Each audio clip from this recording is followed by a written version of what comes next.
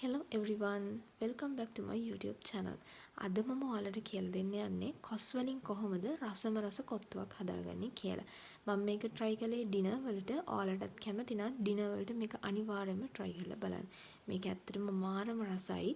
කඩේ කොත්තු වගේ නෙමෙයි. ඔයාලා මං හිතනවා අනිවාර්යයෙන්ම try කරලා බලයි කියලා. මෙතනදී මුලින්ම කියන්න ඕනේ මම මේකට sauce pan එකක් තමයි පාවිච්චි කරන්නේ. මුලින්ම සෝස් පෑන් එක ලිපේ තියලා ඒක ටිකක් රත් වෙන්න දෙන්න. රත් වෙනවත් එක්කම ඔයාලට මෙතනදී පොල් තෙල් එකතු කරගන්න පුළුවන්. පොල් තෙල් වෙනුවට කැමති නම් ඔලිව් ඔයිල් වගේ දෙයක් පාවිච්චි කරන්නත් පුළුවන්. පොල් තෙල් ටික හොඳට රත් වීගෙන එනකොට අපි ඊළඟට මෙතනදී එකතු කරගන්නවා බටර් ටිකක්.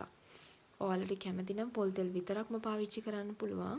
නැත්නම් බටර් විතරක්ම පාවිච්චි කරන්නත් පුළුවන්. මම මේ දෙකම එකතු කරනවා මේකේ රස වැඩි කරගන්න ඕනේ නිසා. හරි. දැන් මේ ටික හොඳට රත් වෙන්න දෙන්න. පොල් තෙල් එකයි බටර් එකයි හොඳට රත් වෙනකොට ඔයාලට අමුතුම සුවඳක් එනවා ඒකේ. අන්න ඒ වෙලාවේදී අපි මේකට සුදු ලුණු බික් දෙකක් වගේ තලලා එකතු කරගන්නවා. මම මෙතනදී සුදු ලුණු තලලා එකතු කරගන්න හේතුව තමයි කපනවට වැඩිය ඒකේ රස ඒ වගේම සුවඳ වැඩි වෙන නිසා. ඒ අතරතුරේදී අපි මේකට ලුණු ගෙඩියක එහෙම නැත්නම් ලුණු බෑයක් වගේ අරගෙන කෑලි කපලා මෙතනදී එකතු කරගන්නත් පුළුවන්. මම නම් ලුණු ගෙඩියක්ම ගත්තේ නැහැ. භාගයක් වගේ තමයි මෙතනදී එකතු කරගන්නේ. ඔයාලට ඒක කැමති විදිහකට එකතු කරගන්න පුළුවන්. කිසිම ගැටලුවක් වෙන්නේ නැහැ. මේ ටික හොඳට රත් වෙන්න දෙන්න. ඒ අතරතුරේදී මම මෙතනදී කරපිංචා ඉත්තක් වගේ එකතු කරනවා. ඔයාලට අවශ්‍ය නම් මෙතනදී රම්පේ කොළ කෑල්ලකුත් එකතු කරගන්න පුළුවන්. දැන් මම මේකට කැරට් ටික එකතු කරනවා. කැරට් ටික එකතු කරගන්න හේතුව තමයි මේක ටිකක් තැම්බෙන්න ඕනේ. සාමාන්‍යයෙන් අමුවෙන්ම කන්නත් බැහැනේ. ඒ නිසා මේක මම කලින්ම එකතු කර ගන්නවා.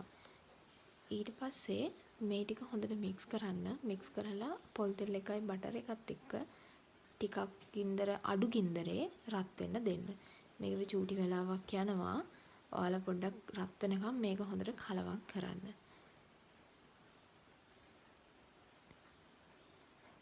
ඊට පස්සේ අපි මෙන්න මෙතනදී ගම්මිරිස් කුඩු එකතු කරගන්නවා. මෙතනදී ගම්මිරිස් කුඩු වලට අමතරව කැලි මිරිසුත් මම එකතු කරගන්නවා. ඔයාලට මේක සැර වැඩි කරගන්න අවශ්‍ය නම් ගම්මිරිස් කුඩු වැඩි කරගන්න. අඩුවෙන් කන්න කැමති කෙනෙක් නම් ගම්මිරිස් කුඩු අඩුවෙන් පාවිච්චි කරන්න කිසිම ගැටලුවක් වෙන්නේ නැහැ. හැබැයි ඔයාලට කැමති විදිහට මේක හදාගන්න පුළුවන්. මොකද මේක හදන විදිහත් එක්ක රසයේ වෙනසක් වෙන නිසා. ඊට පස්සේ මම මෙතනදී ලුණු ටිකක් එකතු කරනවා. ලුණු ටිකක් කියලා කිව්වට මෙතන කොත්තුවට අවශ්‍ය කරන සම්පූර්ණ ලුණු ප්‍රමාණයම මම එකතු කරනවා. මොකද කොස් ටික දැම්මට පස්සේ ලුණු ටිකක් එකතු කරලා මික්ස් කරගන්න අමාරු නිසා. දැන් සෝයා සෝස් ටිකක් එකතු කරගන්න. ඔයාලට කැමති නම් සෝයා සෝස් එකතු කරගන්න. නැත්නම් ඔයාලට මෙතනදී ටොමැටෝ සෝස් වගේ දෙයක් එකතු කරන්නත් පුළුවන්. කිසි ප්‍රශ්නයක් වෙන්නේ නැහැ. ඊට අමතරව මම චිකන් වලට එච්චර එක්සයිට් නැහැ. ඒ නිසා මෙතනදී මම එකතු කළේ බිම්මල් ටිකක් අරගෙන ඒක පොඩ්ඩක් තෙලෙන් බැදලා වගේ තමයි මෙතනදී එකතු කරගන්නේ. මේ ටික හොඳට මික්ස් වෙනකොට මෙතනදී මම ෆ්‍රෙෂ් මිල්ක් එකතු කරනවා. ෆ්‍රෙෂ් මිල්ක් වෙනුවට ඔයාලට කැමති නම් අවසානයේදී චීස් වගේ දෙයක් දාන්නත් පුළුවන්. හැබැයි මම ෆ්‍රෙෂ් මිල්ක් ටික මුලින්ම දැම්මා පොඩ්ඩක් රත් වෙන්න ඕනි නිසා. ඊට පස්සේ මේ ටික හොඳට මික්ස් කරලා ටිකක් අඩු ගින්දරේ තැම්බෙන්න දෙන්න. ඊට පස්සේ මම ඔයාලට කිව්වා චිකන් වලට මම වැඩි එක්සයිට් නැහැ කියලා. ඒ නිසා මම මෙතනදී පාවිච්චි කරන්නේ මේ කොත්තුව හදාගන්න බිත්තර. බිත්තර දෙකක් වගේ මම මෙතනදී එකතු කරනවා. මොකද මම කොස් අරගෙන තියෙන්නේ ග්‍රෑම් 150ක් වගේ පොඩි ප්‍රමාණයක්. ඒ නිසා බිත්තර දෙකක් වගේ මම හිතනවා මට ඇති වෙයි කියලා. ඒ නිසා බිත්තර දෙකක් මම මෙතනදී එකතු කරලා හොඳට කලවම් කරනවා. ඊට පස්සේ ඔන්න ඔය වෙලාවේදී තමයි මම මේ කොස් ටික එකතු කරගන්නේ.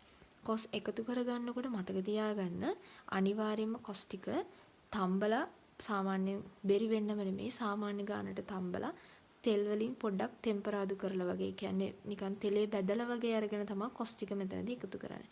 නිකම් එකතු කරන්නත් පුළුවන්. එහෙම වුණොත් එහෙම කොත්තුව කවලම් කරද්දී පොඩ්ඩක් නිකන් අර චොප්ප වෙන්න බලනවා. ඒ නිසායි මම තෙල් දාලා ටෙම්පරාදු කරලා ගන්න. දැන් ඔයාලට මෙතනදී ලීක්ස් ටිකක් එකතු කරගන්න පුළුවන්. ලීක්ස් වෙනකොට කැමති නම් ලුණු කොළ වගේ දෙයක් එකතු කරන්නත් පුළුවන්. කිසිම ප්‍රශ්නයක් වෙන්නේ නැහැ. මේ ටික හොඳට කලවම් කරන්න. කලවම් කළාට පස්සේ මම මෙතනදී එකතු කරනවා චිලි ග්‍රේවි එකක් තමයි මම එකතු කරන්නේ. චිකන් මං කන්නේ නැති නිසා වැඩිය චිලි ග්‍රේවි එකක් එකතු කළා. කෝන්ෆ්ලවර් දාලා මම හදාගෙන තියෙන්නේ. මේක එකතු කරන්න ඕනේ අනිවාර්යයෙන්ම කොත්තුවේ තෙත ගතිය රැඳෙන්න මේ ග්‍රේවි එක අනිවාර්යයෙන්ම අවශ්‍ය වෙනවා. දැන් ඔයාලගේ කොත්තුව ලෑස්ති.